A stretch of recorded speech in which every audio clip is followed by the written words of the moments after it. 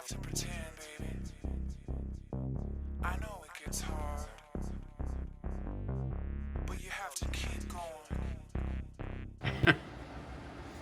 So we're going to call this one. So we're going to call this one Visual Trickery and an Argument, because there will be an argument about this. Some things you can do that just fool the eye. You've just been bored to death with Givens and Druthers, so let's go have some fun. And one of the things, of course, we were talking about is flavor and replicated scenes and compression and this and stuff like that. But you know, compression is something to fool the eye. I'll give you an example over here. This is something I actually did since we filmed a lot of stuff here. Since we filmed the last conversation. Okay. But if you look at the end of this bridge now, it looked like sort of like there was this gap in the teeth. Because I really didn't know what to do with the end of a bridge, because it's a classic bad move on scenery is to go and have something running straight into a wall. Into a wall. And so what I did was I got an HO kit and I turned around and made a flat out of it, just so there's an appearance of distance. Distance, right. It doesn't attract the eye, but at least the eye doesn't stop there at this vacant tooth. Right. Okay. So that's sort of a forced perspective thing is often how it's called. But it sort of gives you an idea of some HO. There's some HO traffic lights. It's not 100%, but at least it's something there so that place stops annoying me. Right. Okay. Right. This whole bridge thing is actually important because this goes to breaking scenes up with things besides trains. Trains always look longer. Model trains always look longer if you can't see both ends of it at the same time. Correct. Yeah. It's just visual trickery.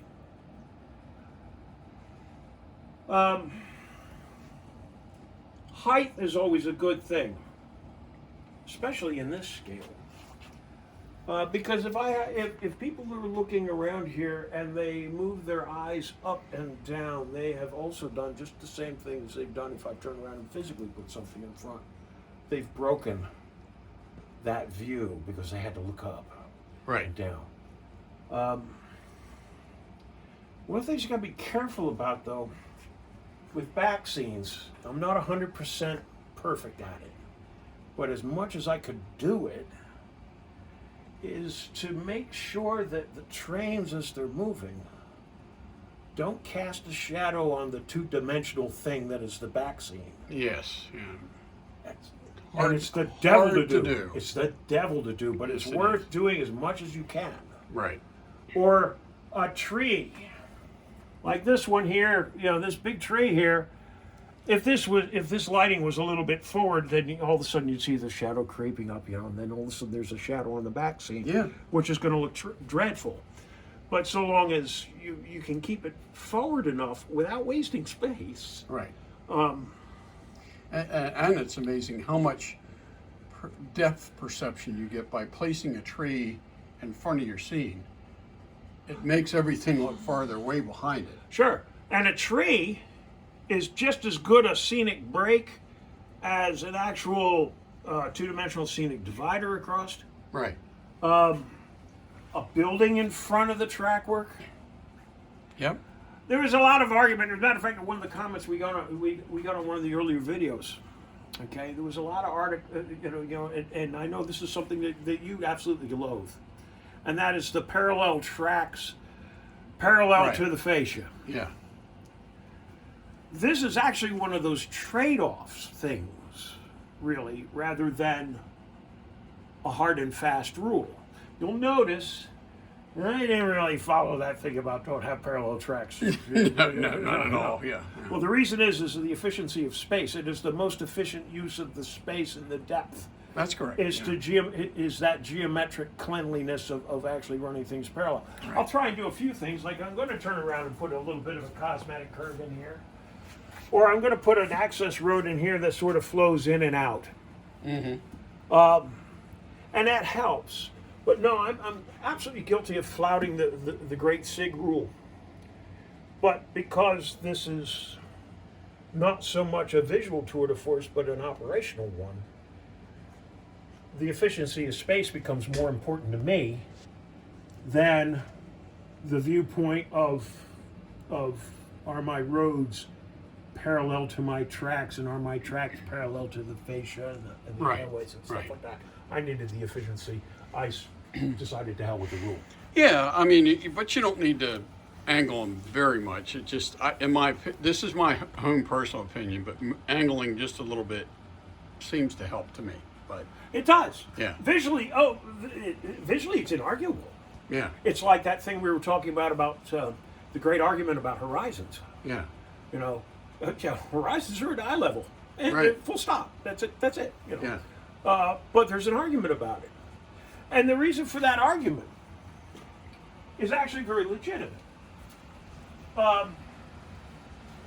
First off, a lot of people use photo backstops. A lot of people that paint these things are doing this as a piece of art. They're not doing it necessarily for what it's intended to do.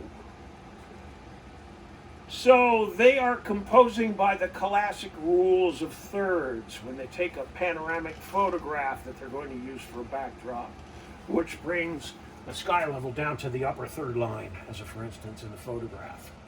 Or the lower third line is popular in art. And, you know, that whole rule of thirds in this direction often will turn around and just naturally bring people to turn around and bring the horizon down too low. Because you're looking at the composition of this as an item unto itself, not as an element of the bigger picture here.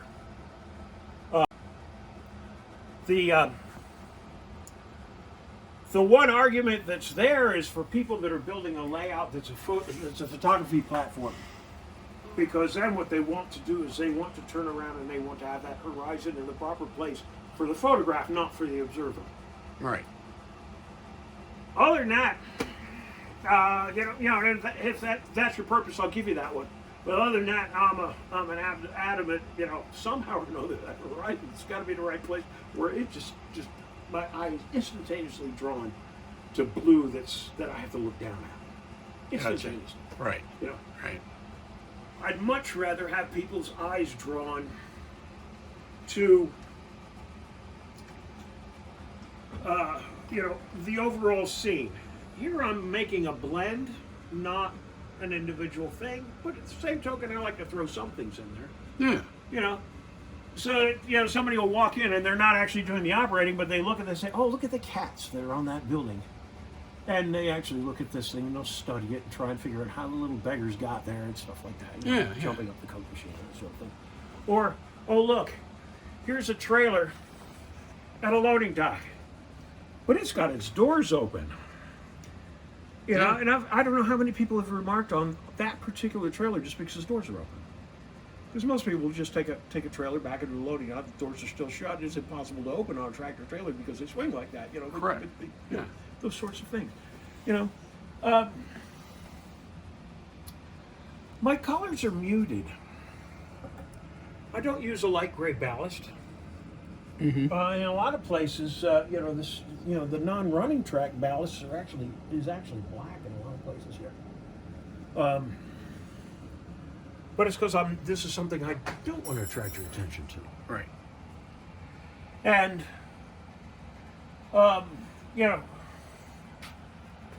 at the same token, putting something like this in front of trackage helps break up what really is a ludicrously short train coming in here. right,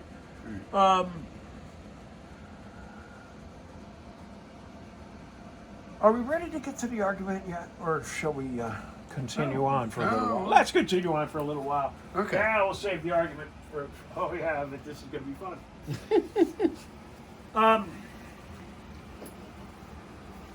Going through a backdrop is usually problematic. Through a back scene, and this is a perfect case of it right here. And there's no way of doing this well.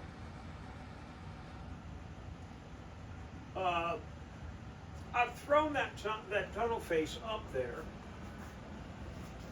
And of course, you can see right through it. And obviously, when you think about it, you know, if you're going to think about it, if I attract attention to it, then you're going to think that's scenically ludicrous, which it is.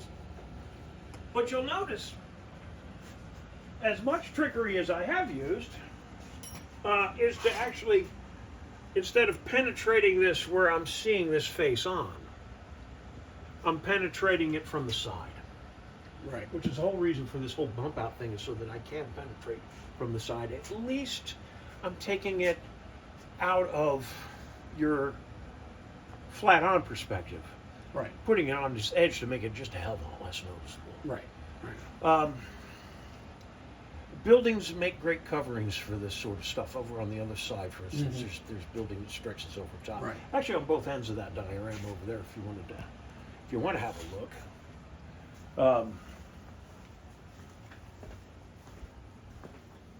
But you'll notice, you know, different colors of ballast.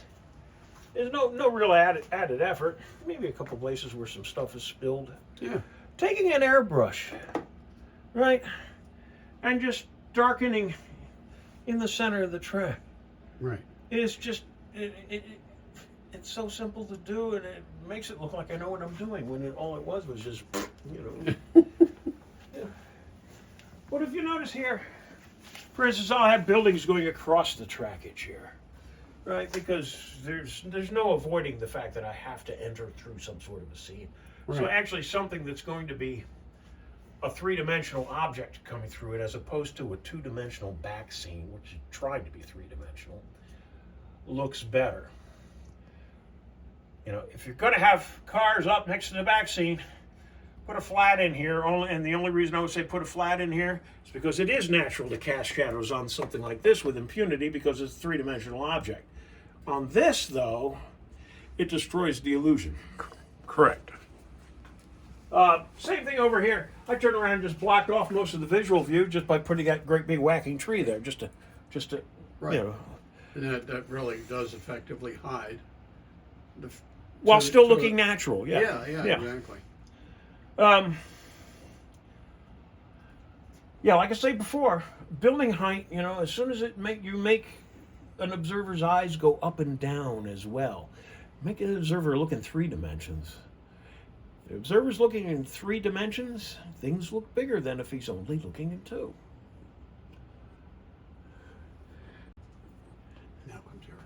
Now comes the argument.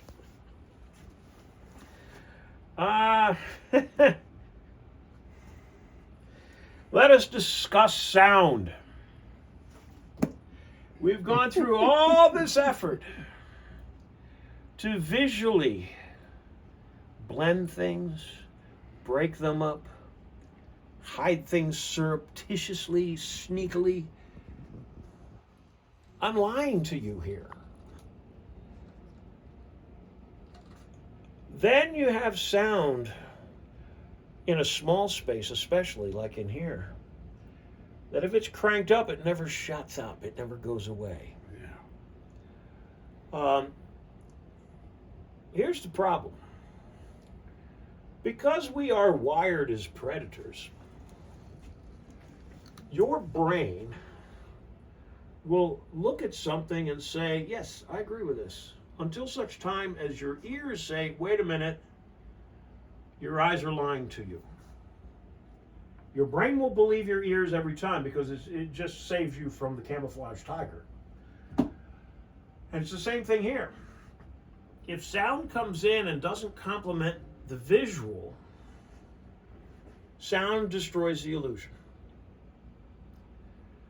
So you get to make a choice. Controlling sound as one of those animation things that the modern, younger model railroader likes to do, that is his hobby. Okay, knock yourself out. You know, sound with impunity. Go for it. If you're doing this more illusional as an item unto itself, realize that you got to be careful with sound. It's got to enter and leave a scene when the train enters and leaves a scene. Yes, it does. There are more sounds than the locomotive. I'd love to see more. There was a company called, what was it, Fantasonics or somebody like that did CDs years ago of like ambient. Yeah. They were out of Hollywood sound libraries. You know, like a city in the 1940s, or a modern city or something like that. Just city sounds on a CD. You know, those are great things. You know, add those in with your sound. You know, just to start blending sound and stuff like that. Yeah. Things aren't such start, as a for instance. You know, things that, if you start thinking about sound, you know, until people start thinking about sound like we think about the visual, and have been thinking about the visual for 100 years, sound's not going to be effective. It's going to be something that's cool. It's going to be something that you can control. And if the control system part of the hobby is your hobby, well, that's, you know, again, that's cool. Right. But it's not, you know, making sound blend with the visual, complement the visual. There's going to be an art form of that. For too awful long, I'm not, you know, I'm surprised actually no one started experimenting with sound baffles and that sort of stuff yet. Mm-hmm. I would think it's coming. Yeah, well, BLI does have one where, you know, it reads a decoder, and as the train gets closer to a particular location, the sound gets louder, and then as it passes through the scene, the sound drops off. Yeah, and it'd be nice if it actually had the. And it has a lot of bass to it because it's a Yeah. subwoofer that goes along with it. Does it actually do Doppler? I can't recall whether it does Doppler or not. I don't think so. Doppler's going to be either a, you know, a yes or no in that deal as far as realism. It's things like steam locomotives sounding like they're going uphill when they're going downhill. You know, they should be drifting. It should be damn near silent. Yeah. All you really should be hearing are a couple of rods clanking. Right. You know, a lot of people. You know, I'm not seeing that. Well, I think TCS is starting to do that now. Well, that's good. Yeah. That's yeah. good.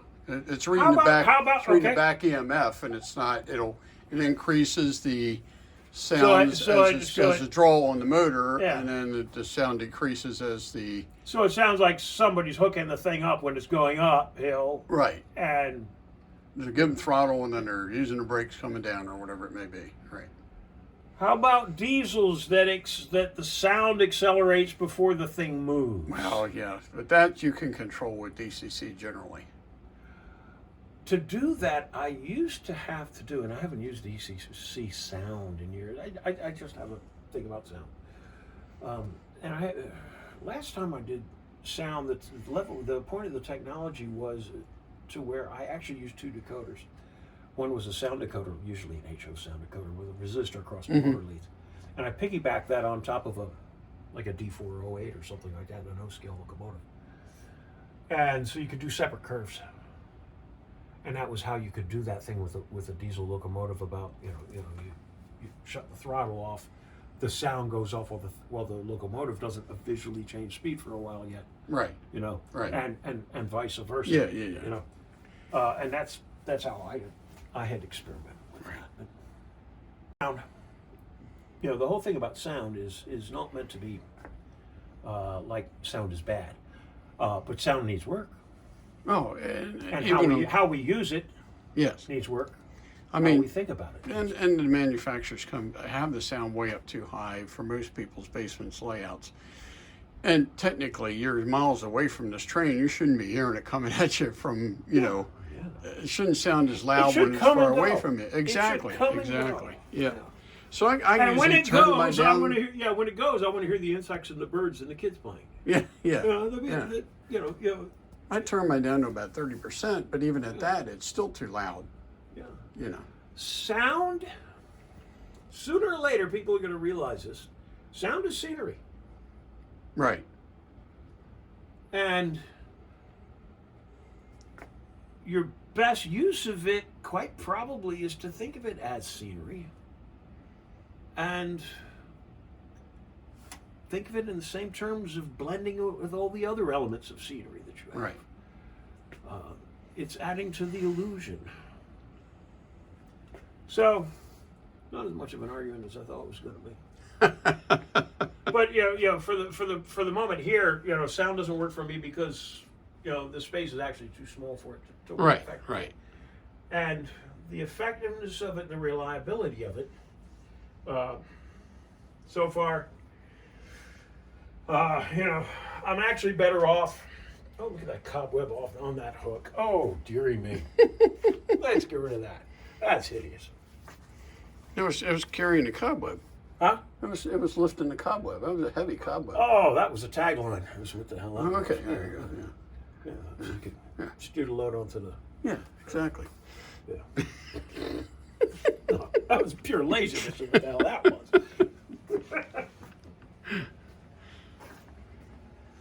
Yes. So was that your only argument, or we got others? Oh, I think we probably caused enough angst for one day. Okay. It literally is. Right now, I'm not a fan of sound for what it is for my purposes. Right. Right. As other people are enamored of it for theirs. And there's nothing wrong with their purposes, because we all have different purposes in this game. Right. And quite frankly, at White Rose, I'll be running the trains down, and the one of the young guys likes to have the sound on all the time. But actually, it starts getting on your nerves after a while, and I shut it down. And when you're trying to wait on the customer, because it hadn't been tuned down, you can't hear yourself think or hear what the customer's saying. So any number of times I used to go, I used to flog brass at Timonium.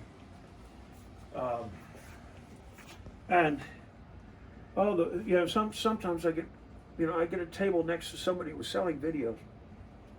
Oh, And so geez. you're there for 10 hours hearing the same Norfolk and Western 611 video over and over and over. His cranked louder than anyone else's, so that and it was like, I'm going to just take a pair of diagonal cutters and Just cut the cords. I don't care if my cutters explode in the process. It will be very satisfying. Yeah. So, well, everyone, hope you enjoyed this, and we gave you some good insights and things to consider. And I know we had a lot of fun, videoing it. That's always fun. It's always a pleasure being with Brian and talking things over. So, y'all take care. And remember one thing that, even though there's a lot of, we've said a lot of things.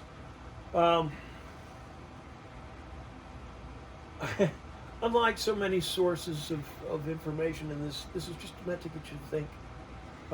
There are no rules. And there's no my way or the highway or anything like that that's intended, so please don't take it that way. But just, let your brain roll and see where this takes you. Yep, as I said, the whole thing about it is to have fun and enjoy Yes, the sir. hobby.